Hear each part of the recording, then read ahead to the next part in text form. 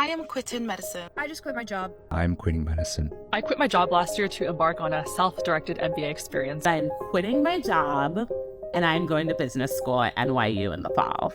Why leave that behind to go back and pursue your MBA? So I'm about to spend over $250,000 to do an MBA after already spending more than 5 years training as a doctor and earning a master's degree. To do this, I'm giving up a stable full-time job and starting over again. On paper, this probably makes no sense. Hi, I'm Matthew. I'm a former medical doctor who recently received admission and scholarship offers from multiple top MBA programs for 2026. A few years ago, I was in a completely different place, working in healthcare, unsure whether business school even made sense for someone like me. So in this video, I'm going to explain why I'm pursuing an MBA as a doctor, where I applied and what happened, why I chose the school I did, and how I plan to approach the next 2 years with my MBA. So if you're like me and you're coming from a non-traditional background, thinking about business school, this video is going to be really helpful for you. Chapter 1, why I'm pursuing an MBA as a doctor. So the MBA for me was something that I have been eyeing for many years. And personally, there was a clear context on why I should pursue an MBA, especially as a medical doctor. And for me, it comes down to 3 main categories. The first is career switch, the second is salary uplift, and the third is professional exploration. Career switch. So typically, when you have around 3 to 5 years of work experience is sort of when the MBA makes the most sense. Essentially, an MBA, especially from a top program, is a mid-level career boost. But one of the most unique and useful things about the MBA is that it allows the ability for someone like me from a non-traditional finance or corporate background to career switch into business roles like consulting, investment banking, and strategy. And although certain fields like consulting, you don't necessarily need an MBA to pivot into it, but the MBA sort of provides a structured path and networking time to get into these mid-level consulting roles, especially at top firms. And even when looking at things like investment banking, I've spoken to so many other clinicians whose previous background was solely clinical medicine, who managed to pivot in the field solely because they got a banking internship during their MBA, which they then transitioned to a full-time role. So yes, I know the MBA from a top program will open up loads of options when it comes to careers. And another big point is that the MBA allows access to certain jobs that are inaccessible to persons like me. So if you're coming from a developing country, or you did your undergrad in a non-target university, and you're coming from a non-corporate background, the MBA sort of is the only way to give yourself that long-term career optionality. Salary uplift. So I think this one is really simple and straightforward. For many people, including myself, most of the really common post-MBA roles, especially from top programs, have a salary trajectory that was way above my current career progression. As I did my medical training in Jamaica, the salaries from there compared to developed countries like the US or UK is vastly different. So let me give you a personal example. When I first moved to the UK, I did pivot into clinical marketing and strategy. I gained a significant salary uplift coming from Jamaica to the UK. Even then, when comparing the salary uplift from my current role to most of the post-MBA careers in Europe, UK, USA, the uplift scope is going to be way higher than my current trajectory. For me at least, financially, the ROI, return on investment, was really a big clear win for me. Professional exploration, network, and career interests. So if you didn't know, one of the biggest attractions of the MBA is building your professional network. This is especially true if you happen to get into a top program in the field of interest that you want. So personally for me, I wanted a program with a strong healthcare and consulting pipeline. And I really valued being in an environment with other people that were ambitious and as career-driven as I was. Not only from the same fields as me, but I wanted to get a variety of perspectives. So yes, having the lifelong network is definitely one of the biggest reasons I'm pursuing an MBA. In addition to these professional networks, I wanted to spend some of my time in a 2-year program exploring all the career opportunities that are possible for me. So one of the things I really didn't like about clinical medicine was how rigid it was. You sort of just follow the footsteps of those that did it before you, and you have a really structured path.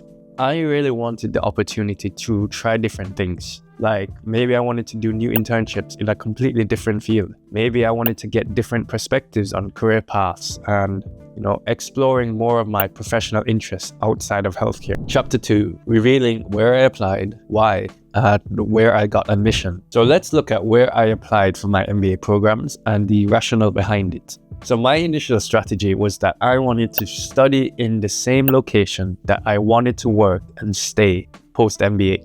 So that program and environment had to have 3 main things for me.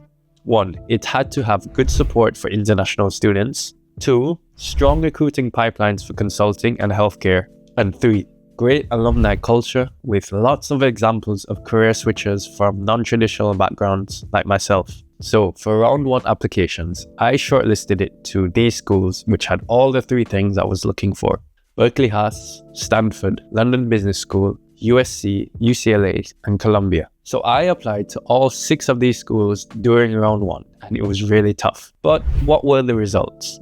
So drumroll please. First, I know it was a long shot. Stanford Graduate School of Business. Sadly, I got rejected. Columbia Business School. Sadly, I got rejected as well. The turning point starts now. Berkeley Haas, waitlisted. UCLA Anderson, waitlisted. USC Marshall, admitted with scholarship. London Business School, admitted with scholarship. So at the time I'm making this video, I've gotten a scholarship and admission to both London Business School and USC Marshall, with a strong preference for one. Also, I did apply to more schools for round 2, but I'll cover that in a separate video. So now, let's move into which school I'm choosing and why. Chapter 3, why London Business School was my top choice. So now I'll break down the 3 main reasons I believe London Business School is the best choice for me, and hopefully this can give you insight into your own MBA application journey. Funding and scholarship. So this was one of the biggest factors for me. I got a substantial scholarship from London Business School. So from the financial return on investment perspective, it was sort of a no-brainer versus going to a school where I had to pay the full tuition. So when looking at the other option, which was USC Marshall, this is also a really good program, and they did also offer really good funding. But I thought that overall, London Business School would have probably been the better fit for me. In terms of the waitlisting options, although I'm remaining on the waitlist, I know that scholarships and funding is significantly harder to obtain even if I make it off the waitlist. So that sort of made the London Business School picture even more clear. Location and visa. So in my situation, I had already switched locations from Jamaica to the UK, first as a student and then when I started working. So then, being in London, in the UK, I sort of thought that London Business School just made sense because I had already transitioned careers here and I already started building my professional and social networks across the entire UK. Then, when taking into consideration costings versus my other options, if I did decide to go to a US program, I would have to repay a lot of the relocation costs that I already paid when I moved to the UK. If I moved from here to the US, I'd have to be paying those fees all over again. And then when looking from a visa and long-term plans post-MBA, I had already come to the UK on a student visa. I switched to the graduate visa and then to the skilled worker visa. So I already had a good idea how the visa system works. And I've been in the UK over 3 years now. So I have a much higher chance of eventually landing permanent residency versus if I went to a non-UK program. And especially with the recent H-1B visa restrictions in the US, the overall immigration cut down in America, it's harder for me to plan my post-MBA career with those uncertainties. Network and culture. So one of the biggest things about the London Business School program that really drew me in was how helpful and kind the students were. So when I initially started my journey and tried to reach out to all the prospective students from the schools on my round 1 list, I realized that almost every London Business School alumni I reached out to responded to me in some capacity. So whether that was a mutual connection or because of a shared career background or interest, I found that the LBS students were the most willing to help. And for me, this was really important because I've heard from so many students that a lot of the top MBA programs can really attract the most competitive and cutthroat people. And as I was coming from a very competitive landscape in the healthcare scene, I really wanted a change of scenery into something that was a lot more collaborative. And as I said before, having really good support for international students was a huge priority for me. And this sort of goes hand in hand with LBS's number one strength. Their international network,